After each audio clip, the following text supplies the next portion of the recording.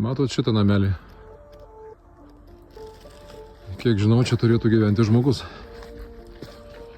Bandysim šiandieną pas jį užeiti ir nunešti lauktuvių.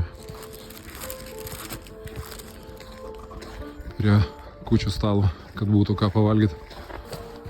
Labą dieną. Labą dieną. Neišgazdinau. Ne. Neišgazdinau. Labą dieną. Sveiki, ko vardu būsit?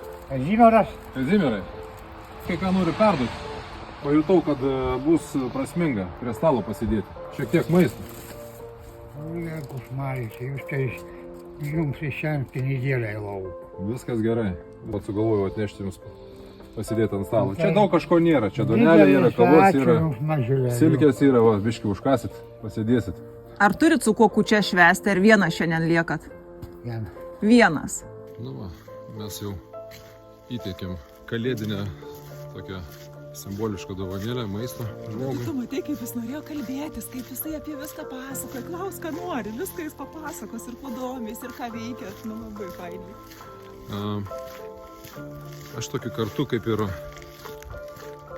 kalėdinį, kaip ir naujametinį ir kaip apskritai pamastymui tokį dalyką noriu pasakyti.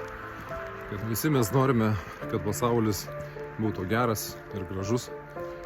Visi mes norime, kad su mumis žmonės aplinkiniai elgtųsi gerai. Ir mano toks ir būtų palinkėjimas iš tikrųjų. Pradėkime keisti pasaulį nuo savęs. O pasaulis pats savame tada pasikeisi gerai.